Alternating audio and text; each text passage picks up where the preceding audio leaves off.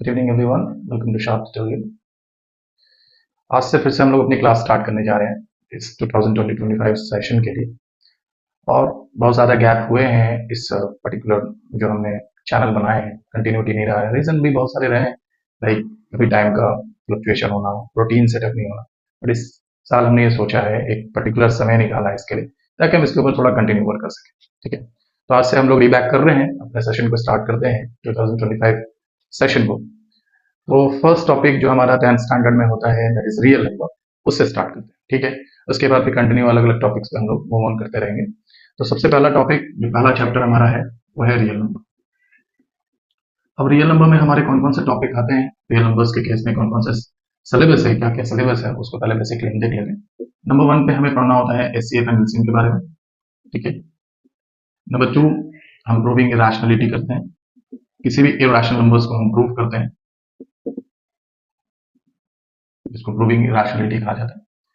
Number 3 हमारे पास एक theorem है, that is arithmetic fundamental theorem, जिसे फंडामेंटल थ्योरम ऑफ अर्थमेटिक भी कहते हैं। ठीक है, and last but not the least, always we used to say, हमेशा देखते हैं, वो है word problems. Word problems basically HCF और एलसीएम से ही रिलेटेड, इसमें हमें एचसीएफ और एलसीएम ही करना है। ठीक है, तो वन बाय वन हम इस टॉपिक को देखेंगे और चेक करेंगे कि कहाँ से हम अपने सिलेबस को स्टार्ट करते हैं। तो हम लोग सिलेबस जो स्टार्ट करेंगे, आज हम लोग एचसीएफ और एलसीएम करेंगे। ठीक है, नेक्स्ट क्लास में हम लोग प्रूविंग रैशनैलिटी, एंड फिर इसी तरीके से हम लोग आगे बढ़ते जाएंगे। ओके, सो कंटिन्यू रहे। तो चलिए स्टार्ट करते हैं। जो हमारा पहला टॉपिक है एचसीएफ एंड एलसीएम के बारे में, इस पर डिस्कस करते हैं कि एक्चुअल में क्या होता है एचसीएफ और क्या होता है एलसीएम। पहले इस बात को समझते हैं। ठीक है, तो जैसे ही हम एचसीएफ को देखते हैं तो हमारे दिमाग में क्या आता है? हमारे दिमाग में सबसे पहले इसका फुल फॉर्म आता है। ये हमें पढ़ाया जाता है कि फुल फॉर्म क्या होता है एचसीएफ। एचसीएफ का फुल फॉर्म होता है हाईएस्ट कॉमन फैक्टर। इस हाईएस्ट कॉमन फैक्टर को कैसे समझना है, वो स्टार्ट। ये सिर्फ जानना कि एचसीएफ को हाईएस्ट कॉमन फैक्टर बोलते हैं, ये इनफ नहीं होगा, हमें और भी कुछ जानना होगा कि एक्चुअल में एचसीएफ होता क्या है। तो उसके लिए हम सबसे पहला वर्ड जो है फैक्टर से स्टार्ट करते हैं। What do you mean by factor? Factor है क्या? सी, बेसिकली क्या होता है कि फैक्टर एक तरह का डिवाइजर है। Factor is a divisor.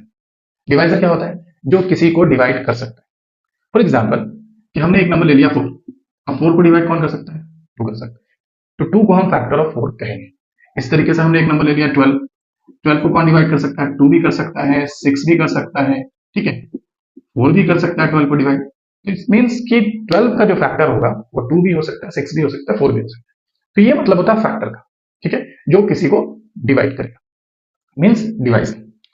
Second type में हमारे पास एक वर्ड है, सेकंड में हमारे पास एक वर्ड है कॉमन। एक कॉमन क्या होता है? कॉमन मीन्स कि लाइक कि वो एक का सिर्फ फैक्टर नहीं होगा, वो किसी और का भी फैक्टर हो सकता है। Can be factor of more than one. Simple word में, किसी एक से ज्यादा का नंबर का वो फैक्टर हो सकता है। मोर देन वन नंबर, किसी एक नंबर से ज्यादा का वो फैक्टर हो सकता है। फॉर एग्जाम्पल, यहां पर है हमारे पास एक नंबर था 4, जिसका फैक्टर 2 था। अब एक नंबर 12 है, जिसका फैक्टर 2 है। इट मीन्स कि 2 एक कॉमन फैक्टर है 4 और 12 का, ऐसा कह सकते हैं। तो कॉमन कब आता है? जब एक से ज्यादा हम फैक्टर निकाल रहे होते हैं। ठीक है, एक से ज्यादा नंबर्स का जब हम फैक्टर निकाल रहे होते हैं, तब हमारे पास एक वर्ड कॉमन आता है। अब तीसरा वर्ड जो है वो है हाईएस्ट। हाईएस्ट मीन्स क्या? मैक्सिमम वैल्यू, सबसे बड़ा। अब इस बात को समझते हैं। अभी तक जो हमने देखा वो फैक्टर देखा, फिर देखा कॉमन देखा। इट मीन्स एक डिवाइड करने वाला, एक डिवाइजर, जो किसी एक नंबर को नहीं बल्कि एक से ज्यादा नंबर को डिवाइड कर सकता है। तो उस केस में आपको ये होगा ना कि एक से ज्यादा नंबर्स मिल सकते हैं। ठीक है, फॉर एग्जाम्पल में हमने 3 नंबर्स लिए हैं। ठीक है, वो कौन कौन है? एक ले लिया हमने 24, एक 36 और एक हमने लिया है 48। अब हम क्या करेंगे? इन तीनों नंबर्स के फैक्टर्स निकालेंगे, उनमें कॉमन ढूंढेंगे और उसमें सबसे बड़ा ढूंढेंगे। सबसे पहला नंबर है 24। 24 के कौन कौन फैक्टर होते हैं? सबसे पहला फैक्टर तो 1 होता है और 24 होता है। तो हमने इधर अगर 1 लिखा तो उधर 24 लिख देंगे, ताकि दोनों तरफ से बाउंड्री बनी रहे। फिर सेकंड नंबर पे 2 आता है, नंबर 2 भी कट करता है। 2 कितने टाइम कट करता है? 12, तो 12 भी कट करेगा 2 टाइम। नेक्स्ट नंबर पे आता है 3, 3 कट करता है 8 टाइम्स, 8 उधर लिख देंगे। नेक्स्ट नंबर पे आता है 4। जी हाँ, 4 से भी डिवाइड होता है, कितने टाइम? 6 टाइम। उसके बाद आता है 5। 4 के बाद आता है 5, तो 5 से 24 कट नहीं होता है, इसलिए हम 5 नहीं लिखेंगे। नेक्स्ट नंबर पे आता है 6, जो ऑलरेडी हम लिख चुके हैं। तो इधर से और उधर से दोनों तरफ से लिखने के फायदे ये हुए कि आपको सिर्फ छोटे नंबर लिखने पड़े, बड़े ऑटोमेटिक मिल गए। ठीक है। नेक्स्ट नंबर पे आता है 36। इसी तरीके से फॉलो करेंगे। सबसे पहले 1 से, फिर इधर से 36, फिर 2, 18, फिर 3 से 12, फिर 4 से 9, फिर 5 से नहीं होगा, 6 से 6, 6 से 6 ही होता है, तो 2 बार 6 नहीं होगा, एक ही बार। तो ये सारे फैक्टर हो गए 36। नेक्स्ट नंबर पे आता है 48। 48 के फैक्टर्स लिखते हैं। ठीक इसी तरीके से 1, इधर 48, 2, इधर 24, 3, इधर 16, 4, इधर 12, ठीक है। फिर 5 से नहीं होता है, 6, इधर 8, फिर 7 से नहीं होता। तो ये सारे फैक्टर्स हो गए 48 के। ध्यान रखेंगे, एक बार फिर से देखेंगे किस तरीके से हमने फैक्टर किया।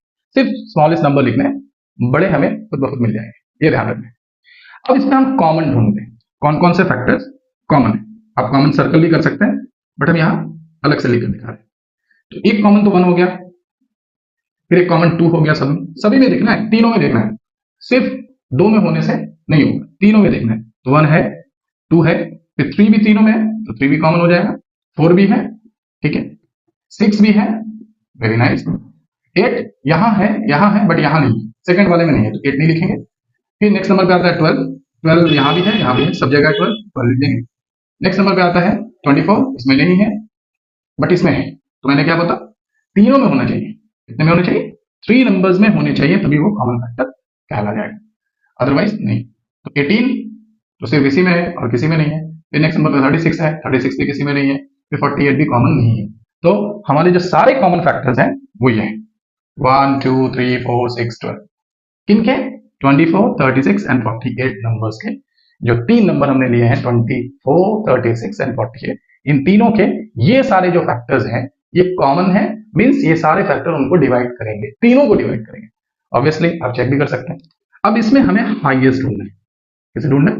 हाईएस्ट कॉमन फैक्टर ढूंढना है, HCF। ऑब्वियसली सबको पता है, समझ में भी आ रहा होगा, सबसे बड़ा कौन है? 12 है, तो हमारा HCF इन तीनों नंबर्स का 12 हो जाए। तो ये मीनिंग होता है HCF क्या, कि सबसे पहले ये ढूंढिए कि फैक्टर्स कौन है। तो ये सारे फैक्टर्स हैं, ये है 24 के, ये पूरी सीरीज जो है 36 की है, ये पूरी सीरीज जो है 48 की है। तो ये सारे फैक्टर्स हो गए अलग अलग। उसके बाद फिर आपने कॉमन फैक्टर्स ढूंढे, तो ये सारे कॉमन है, उसमें आपने हाईएस्ट ढूंढे, तो ये हाईएस्ट। तो ये मीनिंग होता है HCF। अब ये प्रोसेस जो है ना बड़ा लेंदी है, टाइम टेकिंग है, सबके फैक्टर्स लिखना, फिर उसने कॉमन ढूंढना, फिर उसने हाईएस्ट ढूंढना। तो इसके कुछ ना मेथड्स बनाए गए, HCF निकालने के कुछ मेथड्स बनाए गए जो हम आगे पढ़ेंगे।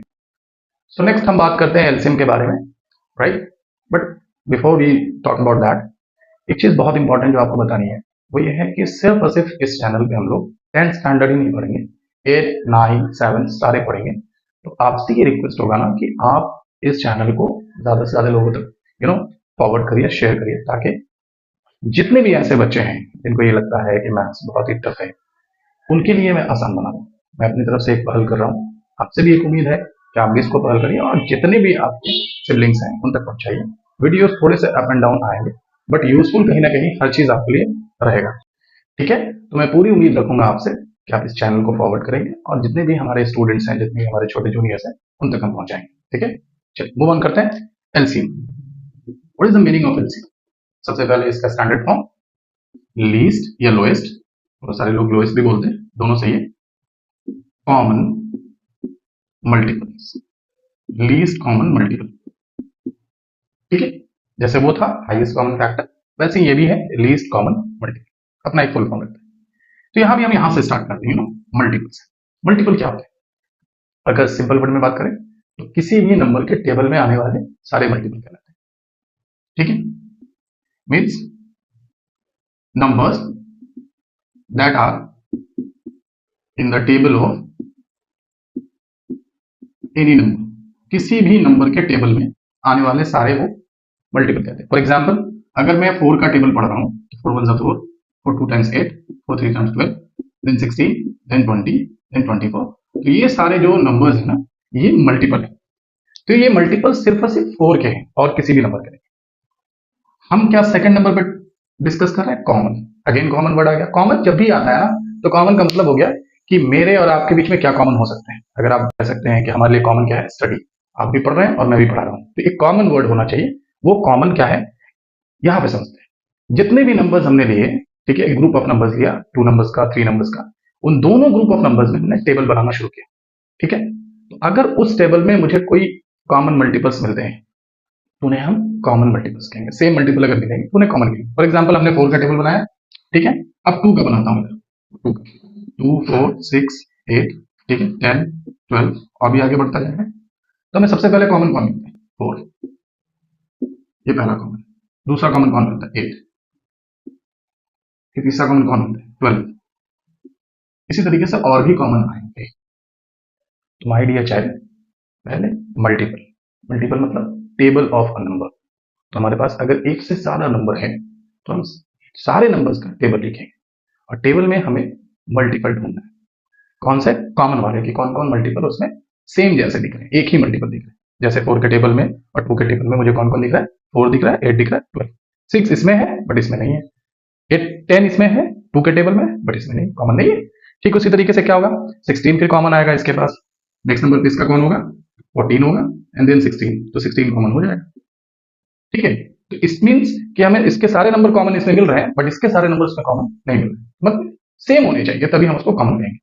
अब थर्ड नंबर पे जो वर्ड आता है वो है least, means lowest, means minimum, means smallest, जो भी वर्ड आप कह सकें। अब आप ढूंढ के बताएं जो हमने कॉमन मल्टीपल लिखे हैं। मैं कॉमन मल्टीपल को सीएम लिख रहा हूं, कॉमन मल्टीपल। तो कौन कौन थे हमारे? 4 12 16, और भी बहुत सारे आएंगे इस सीरीज में, बहुत सारे हो सकते हैं, इनफाइनाइट होते हैं बेसिकली, अनंत, जिसका कोई अंत नहीं। मल्टीपल बहुत ही होंगे, क्योंकि टेबल कभी भी फिक्स नहीं है ना। जो टेबल हम पढ़ते हैं 10 तक, 2 का टेबल 10 तक, 3 का 10 तक, वो फिक्स नहीं है। 11 भी होता है, 11 मल्टीपल भी होता है, 12 भी होता है, इनफाइनाइट मल्टीपल्स होते हैं। तो इनफाइनाइट मल्टीपल्स इसके जाएंगे। ठीक है, कहां तक जाएंगे? इनफाइनाइट। ऐसे सिंबलाइज करते हैं इनफाइनाइट को। अब इसमें मुझे लोएस्ट ढूंढना है, इसलिए तो लोएस्ट बोला गया है। लोएस्ट क्यों बोला गया? इसी वजह से बोला गया। अगर ये हाईएस्ट बोला जाता तो आंसर सीधा हो जाता है, कोई का टेबल पढ़ने की जरूरत नहीं होती, हम डायरेक्ट आंसर बोलते हैं इनफाइनाइट। लोएस्ट क्यों बोला गया? क्योंकि हर का लोएस्ट डिफरेंट डिफरेंट होगा। जैसे 2 और 4 का लोएस्ट कौन है? 4 है। एलसीएम हो जाएगा किसका? 2 और 4 का 4। बेसिकली फिर से एक बार समझते हैं, मल्टीपल मतलब जितने भी नंबर्स दिए हुए हैं सबका हम टेबल पढ़ेंगे, उन टेबल में जो जो कॉमन आएगा उनको कॉमन मल्टीपल कहेंगे, और उनमें जो सबसे छोटा होगा उसको हम एलसीएम कहेंगे। ठीक है, जैसे एलसीएम एक वर्ड है, वैसे ही एक वर्ड होता है एचसीएम, जो भी मैं बात कर रहा था जिसपे।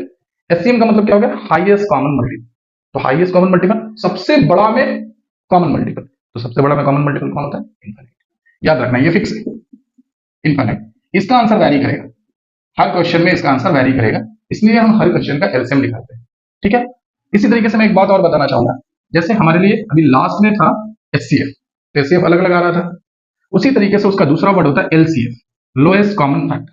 हाईएस्ट कॉमन फैक्टर वैरी कर रहा था, हर क्वेश्चन का अलग अलग आएगा, हमें सॉल्व करना पड़ेगा, बट एलसीएफ फिक्स है। जैसे ये फिक्स है आंसर, वैसे इसका भी आंसर फिक्स है। वो कौन होता है? 1। सबसे छोटा नंबर जो किसी 2 नंबर को कट कर सके या 3 नंबर को कट कर सके, ठीक है, वो 1 है। और बड़ा कौन है वो चेंज करता रहेगा, क्वेश्चन के ऊपर डिपेंड करेगा, इसलिए हम उसको हर बार क्वेश्चन में फाइंड आउट करते हैं, बट एलसीएम फाइंड आउट करने की जरूरत नहीं है। तो ध्यान रखेंगे, कभी कभी कोई आपसे ऐसा पूछ सकता है कि बताओ जरा 2 और 4 को सबसे छोटा नंबर कौन काटेगा? तो 1 काटेगा, बिना कोई संकोच के कहेंगे 1 कट करेगा। बताओ 200 और 500 को कौन कट कर सकता है? 1 कट कर सकता है। लेकिन अगर किसी ने बोले बड़ा नंबर बताओ जो कौन कट करे, तो उसके लिए फिर एचसीएफ सॉल्व करेंगे, फिर हम फाइनल आंसर तक पहुंचेंगे। बट एलसीएफ हम डायरेक्ट कह सकते हैं, एचसीएफ हम डायरेक्ट कह सकते हैं। इनफाइनाइट याद रखना है, इसको क्या कहते हैं? इनफाइनाइट कहते हैं।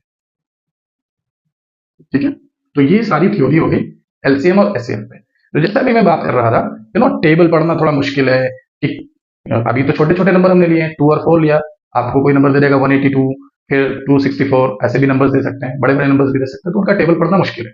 जनरली हम टेबल्स 9 तक ही याद रखते हैं। ठीक है, उसमें भी बहुत सारे को उतना भी याद नहीं होगा। ठीक है, तो क्या होता है ना कि बड़े नंबर्स के लिए टेबल पढ़ना मुश्किल होता है।